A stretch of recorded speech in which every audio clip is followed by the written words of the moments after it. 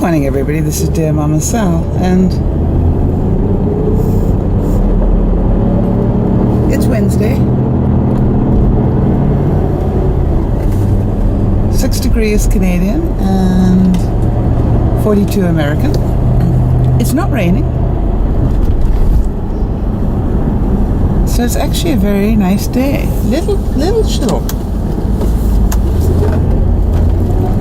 Let's put it this way, I'm glad I'm wearing a sweater. It feels cold in here. I wonder if they've left any windows open overnight. No.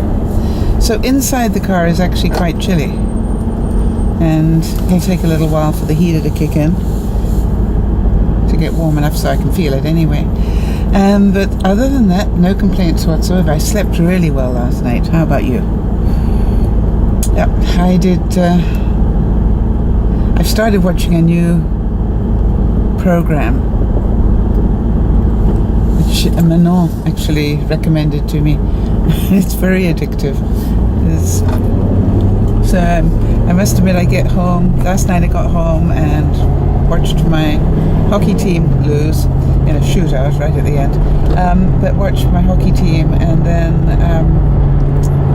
started to watch Scandal, like a couple more episodes. It's very, very difficult to stop watching the episodes and go to sleep. Very good program, I think. I like programs where the main characters have got lots of background. You know what I mean? They've got lots of issues going on, because you're never quite sure which way they're going to react to things. And so I always enjoy that. So thank you, Manon. You've brightened up my evenings no end with that. Of course, I'm going to be really sorry when I've caught up far enough, because then I won't be able to enjoy it as much. So I also wanted to say that I've done quite a few days of pretty tough stuff. And you can probably imagine I could spend probably the rest of the year and maybe into next year doing more and more stuff on it. But I'm going to leave it for now, because I don't want us to just do the tough stuff. I want us to have some fun as well. And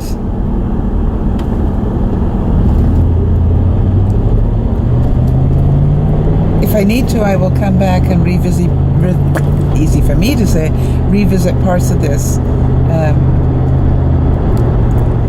just so that you can keep learning. I've had a lot of you write and say I'm uncovering layers that you didn't realize were there, and that it's important to look at these things. So I thank you, and I hope it's helped some of you. I know it's not easy stuff, and I admire anybody that can look at themselves and go, wow, now it makes a bit more sense.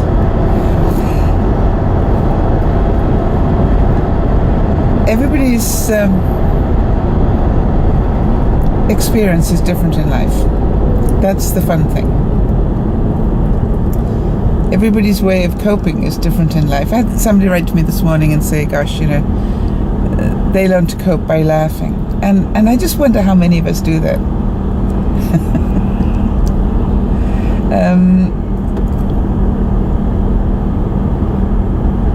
But there's what I call coping laughter, and then there's regular laughter. And how do you know which is the difference? It's where you laugh. Is it appropriate where you laugh?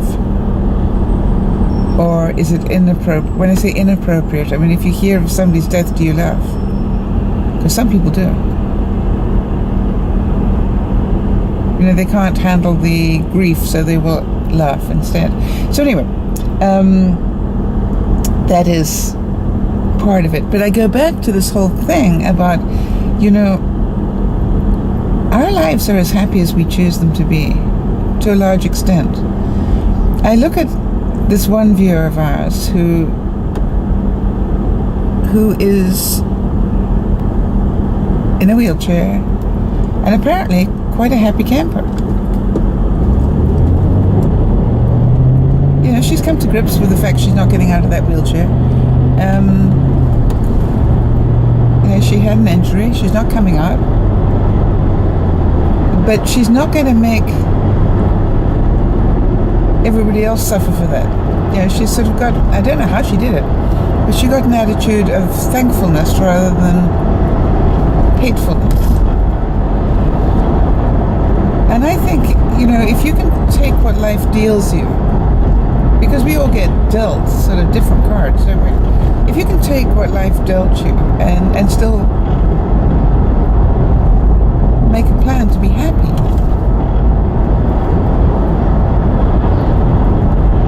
then that is truly heaven. And when I say truly heaven, I think you know what I mean. This is like you make your own peace of mind. And if, on the other hand, you choose to spend the rest of your life in anger, blame, it's everybody's fault but yours, or if you can see it was if you can see it was your fault but you still are angry, you know, then it's just like you're going to be miserable a long time. And I think that the analogy of the smoking and now of the weight issue is a really important one for me to talk about today. You know how long it took me to give up smoking? A lifetime. A lifetime.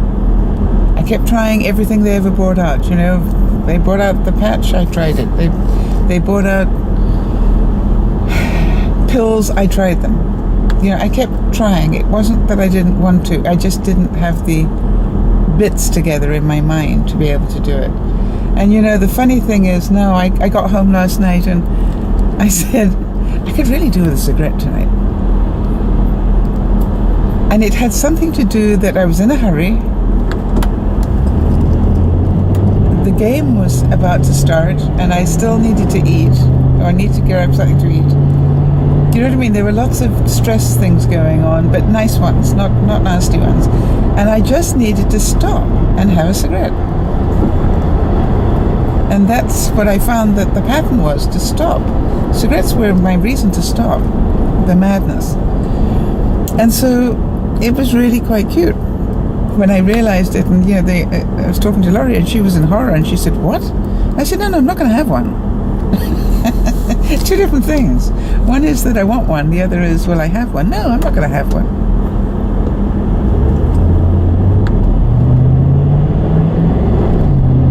And so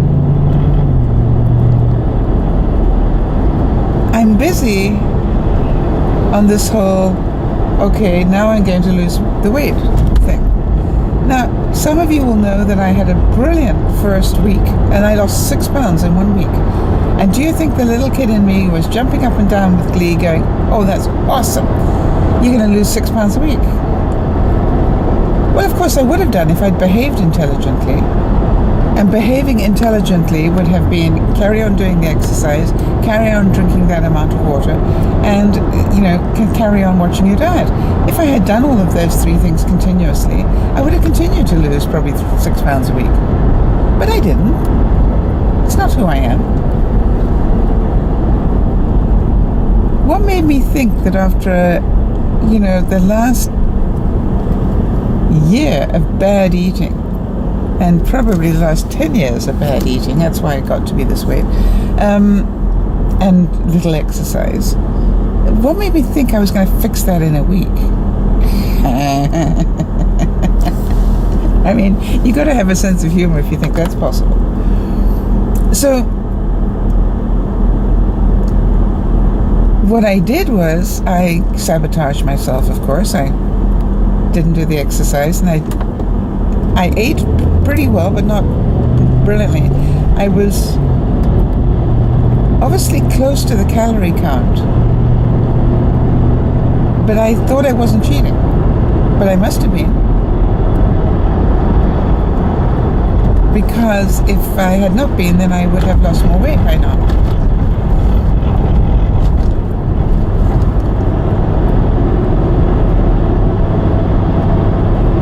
what I also noticed was that, as soon as you realize that you've eaten too much, you stop keeping track, right? You don't want to remind yourself that you're a loser. You can't even keep track of your food. Yeah, hello. What does that say? That says you're not trying to lose weight.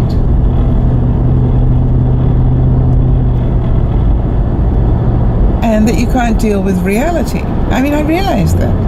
So after 2 days or 3 days, whatever it was, of not keeping track, I shook my head and went, I don't care if I'm eating more than my allotted amount. I need to keep track. That's where this is linked to. I need to keep aware of what I'm eating. So what I'm now doing is I'm keeping my eyes open for those friends of mine who I know are also trying to lose weight or in the beginning process of it, and watching out if they don't put an entry in for 2 or 3 days. What do I know has happened? The same as happens to me. So therefore, it's going to be my support of them to be able to go, okay, fine, can see that you haven't done it for a couple of days, get back in there. Because I don't want to do this on my own. I don't want to be the only one fighting these oopses. I don't want to be the only imperfect person. So get in there. Stop essing around and get in there. Put your stuff in the MyFitnessPal thing and let me know that you're also struggling, that not every day do you eat under the allotted calories. But if we can forgive ourselves and do that, we'd probably still lose weight.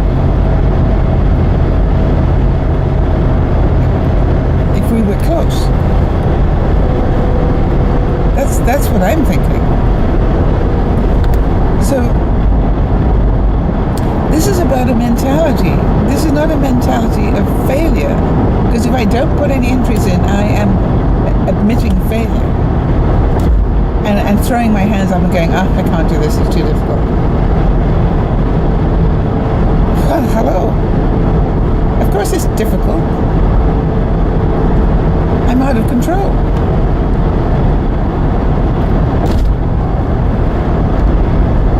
Now, the other thing that I am noticing is that my sleep pattern is changing. Not sure why.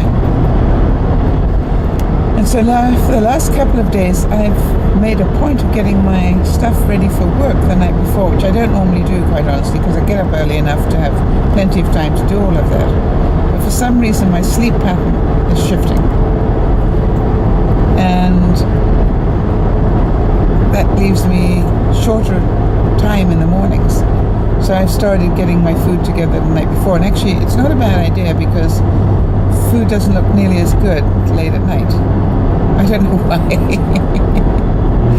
So around about 11, 12 o'clock at night, I'm actually starting to put my food together. Oops. I hate those things when they turn orange when you don't want them to.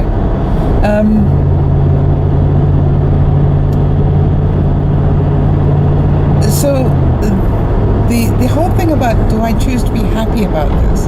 Do you understand? If I keep the right mentality, I can be imperfect at the weight loss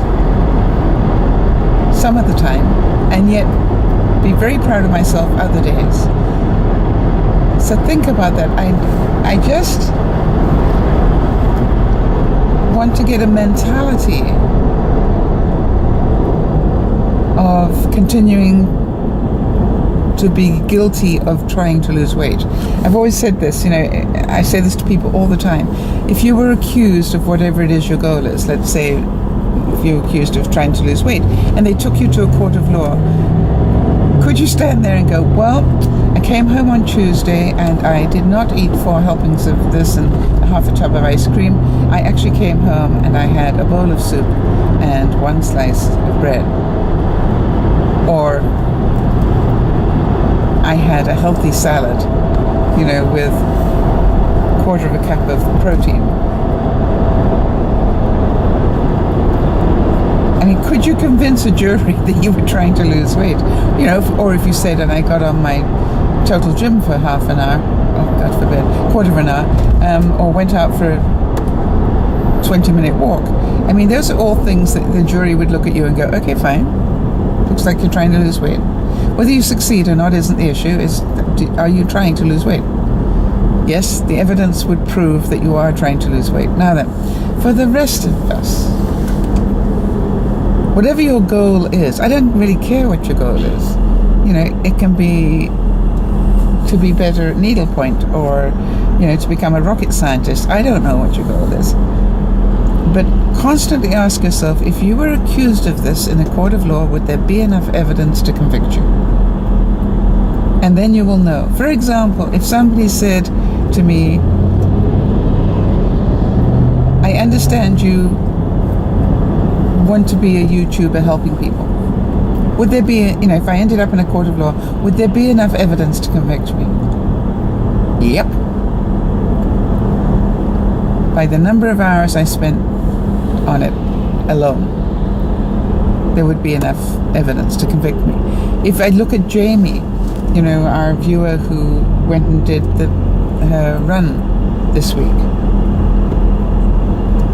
if she were accused of trying to be fit, would there be enough evidence? Wow, and how? You know, she did 2 hours training a day leading up to this run. That's a lot of training. And so there, absolutely, do I believe that she's trying to get her life under control and in better shape? Wow, absolutely. So you can tell what's important to you by the amount of time you spend on it. And we can say, oh, I don't have enough time for this. I assure you that when I first heard what Benji and Judy were doing, I'm going, wow, where do they find time for that? That was my instant reaction. Where do they find time in their very busy days to do all of that?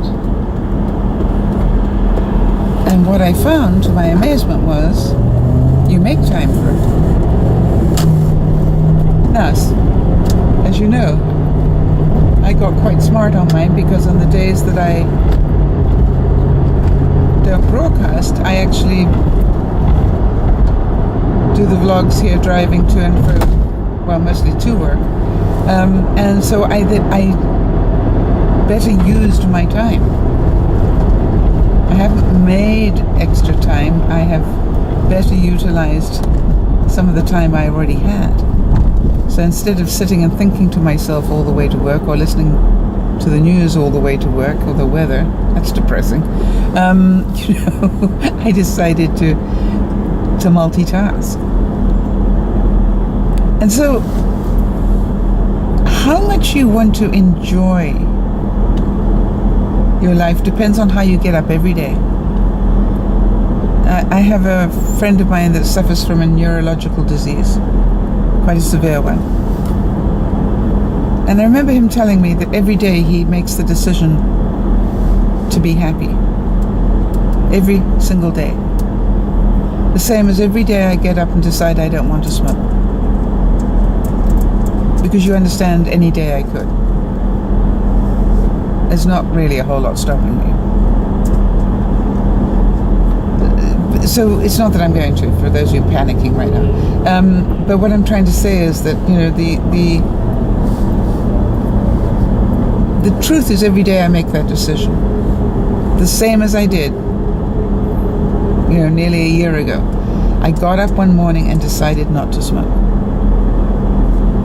And every day I wake up and make that same decision. The only difference now, and this is the joke, for all of you who were horrified that I had a carton of cigarettes still at home, that has now gone. my house mate who's visiting is a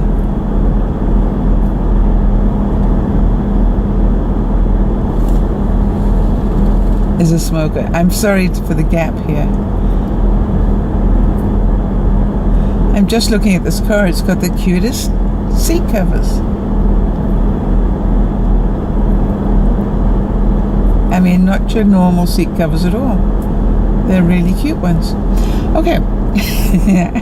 Just like, wow, look at that.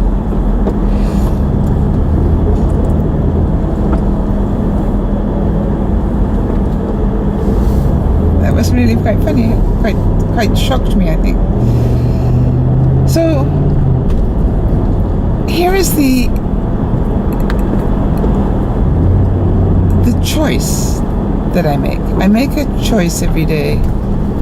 Am I going to be miserable?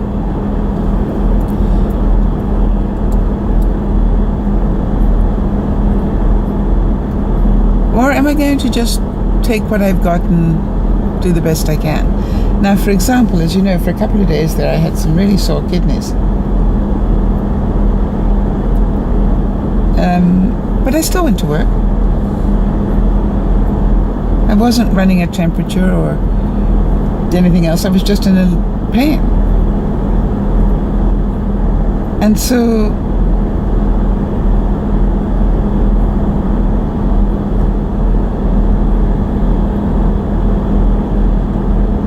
it's a case of, what do you want to do?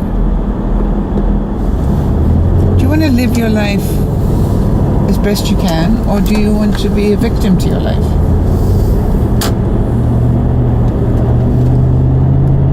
Now, I'm not a brave person, so you need to know if that pain had got much worse. I probably would have needed to go to the doctor and get something sorted out. But the truth was,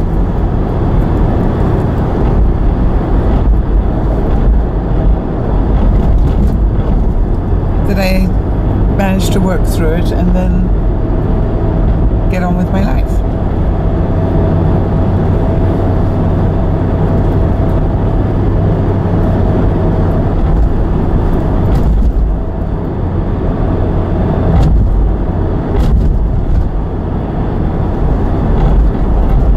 And I think in that I am lucky. Or is it luck? Is it a choice I just make every day?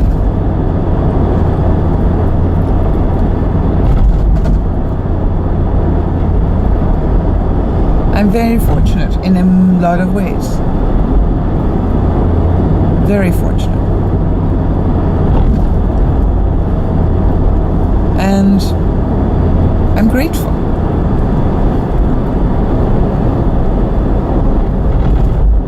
I would recommend you all look around your room one day and be grateful for what's in there. A lot of people don't have a hundredth of what you probably own. And they're happier. You know, they're happier.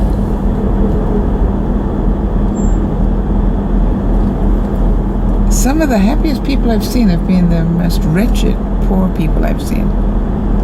Because they don't know all the stuff.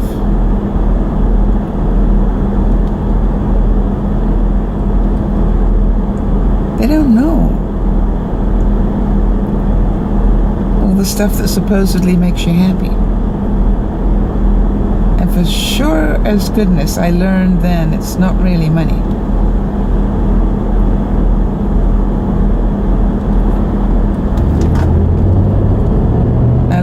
To be happy with money, that's the ultimate. But as you well know, and so do I, there are an awful lot of very wealthy people that are not happy people.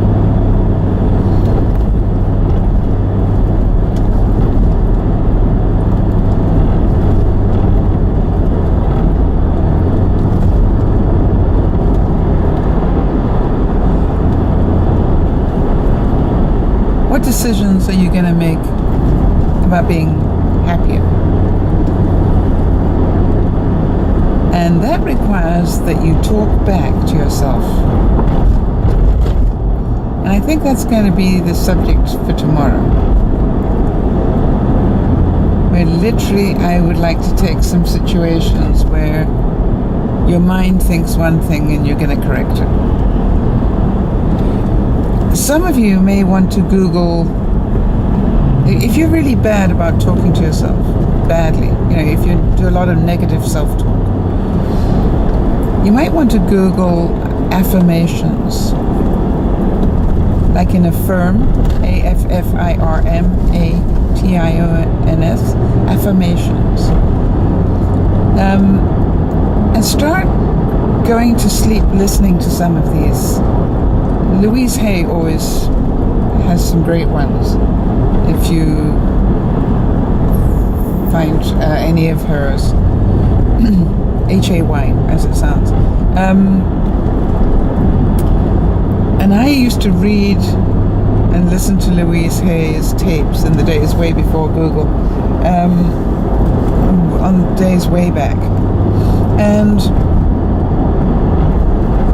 I noticed, I just actually went around the net yesterday trying to find something for somebody else, and I found some of her stuff on Google.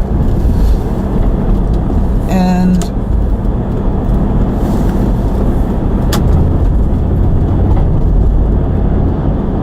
if you are constantly feeding your mind with negatives, you will be miserable.